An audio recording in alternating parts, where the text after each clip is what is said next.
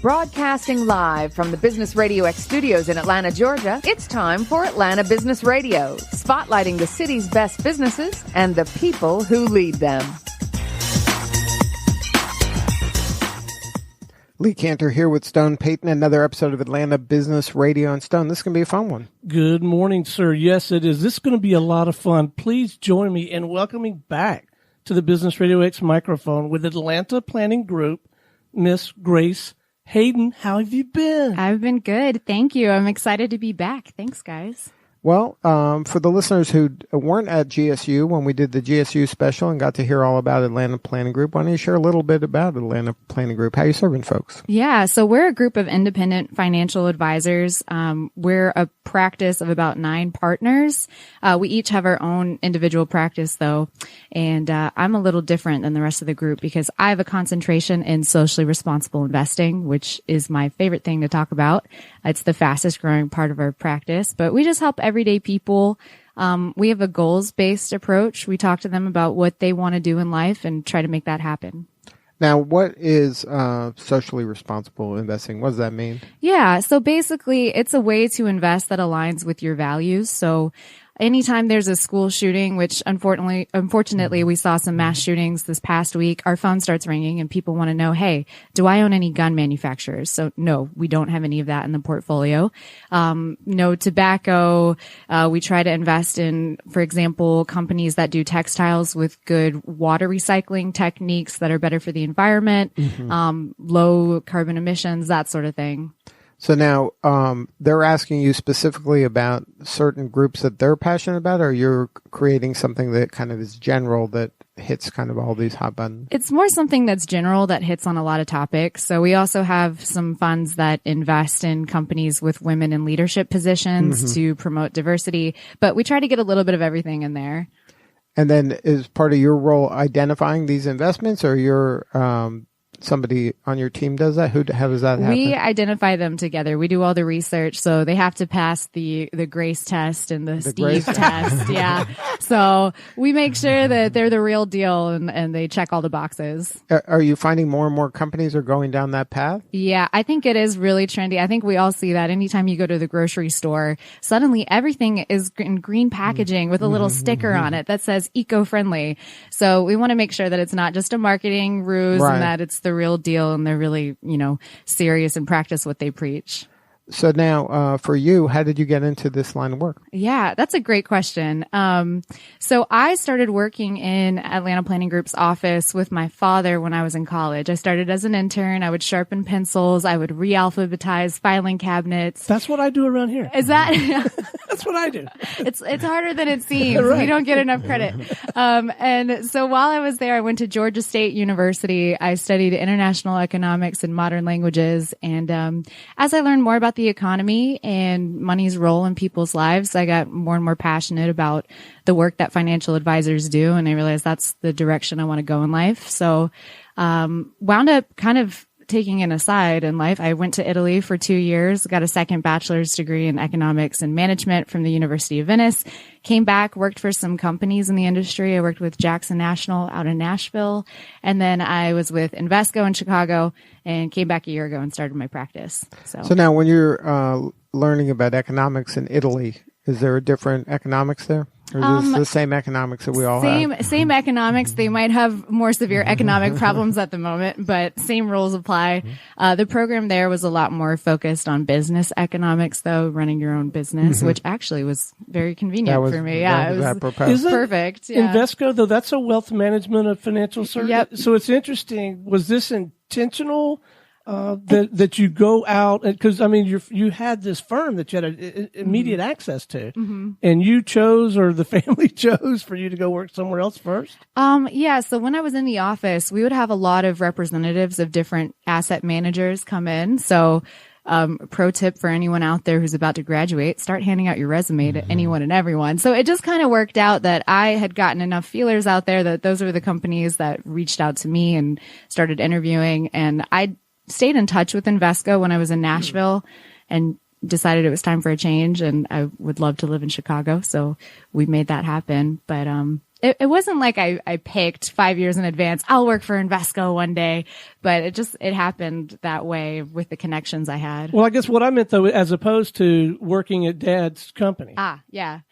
Was that intense? Was that you? You just needed to not. I wanted to get some experience on the other side of the business, the more corporate side. But at the end of the day, I decided I like working with individuals better. While I was at Invesco, I was actually working with advisors. I was a sales consultant to advisors. So I like sitting down with people. Most of my meetings are in people's living rooms, on their couch, and just talking, meeting the family, and having a real personal relationship. I really enjoy that.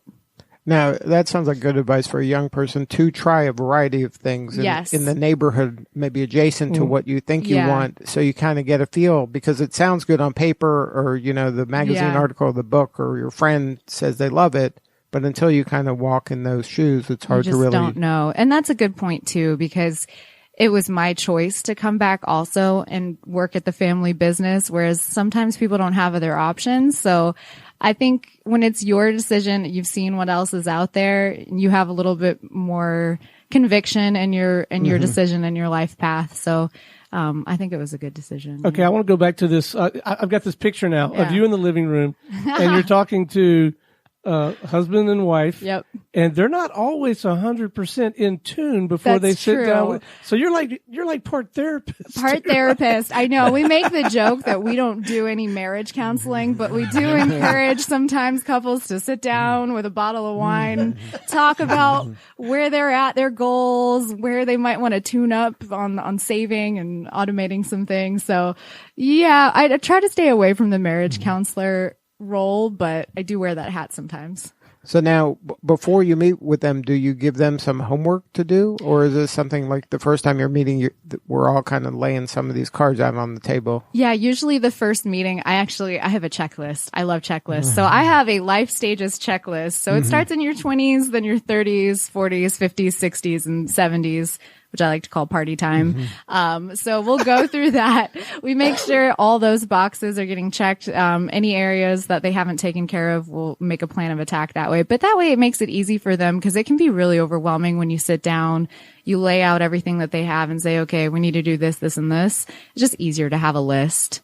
I just find everyone seems to respond well to that. And then are you feeling out a predisposition towards socially responsible investing? Or if they're going to work with you, that's what they're going to do. And if they're not going to do that, they need to go work with someone else. We'll work with people that don't want to do the socially responsible investing. We do things on both sides of that spectrum, but it becomes pretty evident. Usually you can tell if they're that kind of person that if they have Whole Foods if bags. they go to Whole Foods, if they have organic fair trade coffee brewing when that's on her questionnaire, that's on her checklist, right? Yes, when was the last trip to Whole Foods? Yeah, exactly. Do you practice yoga? So it becomes pretty evident, but I do mention, and when I meet with people for the first time, hey, if this appeals to you, it's something I do. Let me know. And usually their eyes light up or glaze over.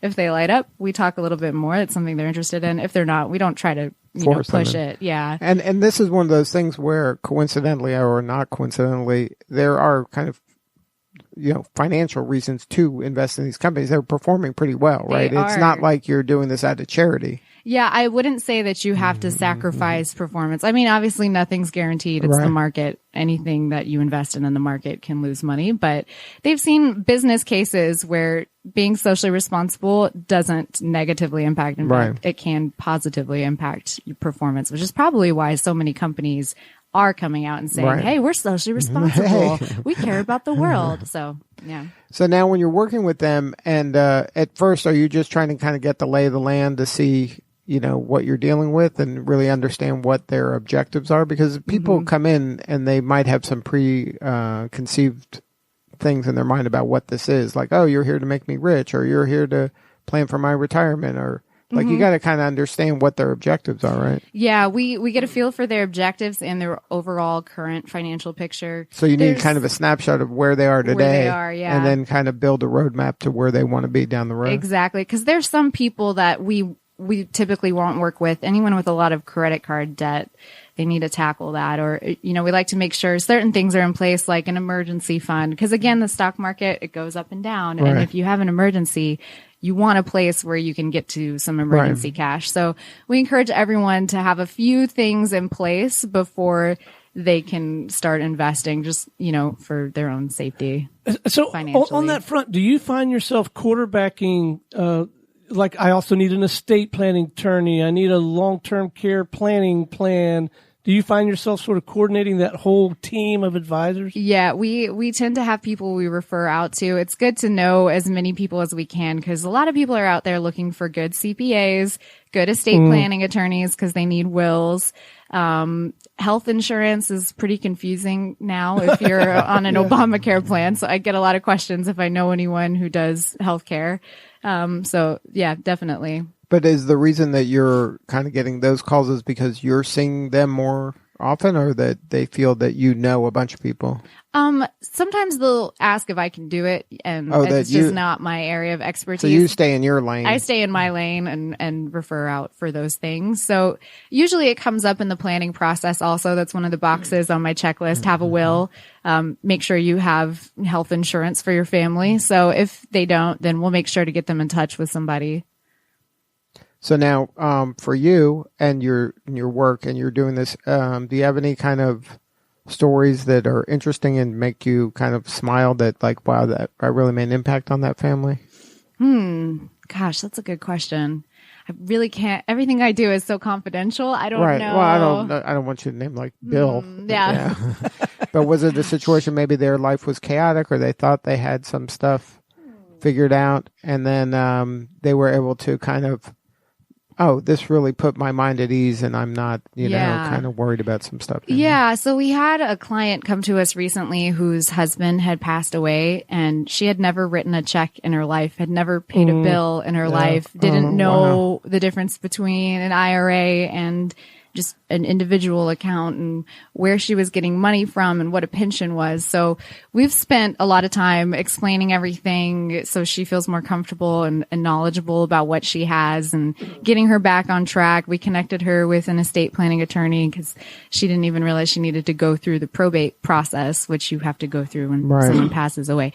So that does happen. And a lot of times, you're the person, at least you're in the list of people to call. Yep, the list of people to call. And usually in situations like that, if, they're older and suddenly find themselves alone dealing with a huge estate, we try to get family members involved too and let them know, hey, this is going on. If there's a son that they're close to that's older or a sister or something like that. But if I'm trusting you with my money, you are probably my first call. Yeah. You're probably my highest trust relationship, right? Mm-hmm. So if I trust you with my money, I believe that Grace is also going to put me in touch with a really good, solid estate planning attorney, right? Yeah, that's really important for us. It's really important that the people we refer our clients out to do the best that they can. Also. All right, I can't take it anymore because I'm gonna use this as a segue because Grace and the whole team there at Atlanta Planning Group. I mean, you guys make it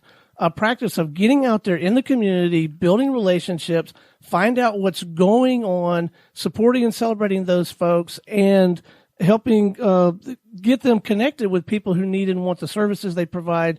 So I can't take it anymore. We got to announce you're going to have a show. I am on the Business Radio X network. Yep. That facilitates this kind of thing, right? Yes, and we're so excited about it. It's going to be called Atlanta Cares Radio, and we want to help our clients get the word out about the good that they're doing in the community because Atlanta's a really vibrant, flavorful community.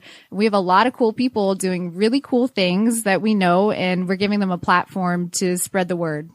And then the types of companies that you'd like and individuals are who? What are some of the guests that you'd like to have in here? So we do have kind of a socially responsible slant to the show, but it doesn't mean we're only interviewing nonprofits. We will have some really incredible nonprofits in the Atlanta area on philanthropists, the show. Philanthropists, maybe foundations. Even foundations, restaurant owners that have nice local restaurants that I'll people produce. just like to join in. I'll be here. They have to bring samples. That's they have table to bring stakes. Yeah, that's the one thing we require, a sampling of favorite dishes.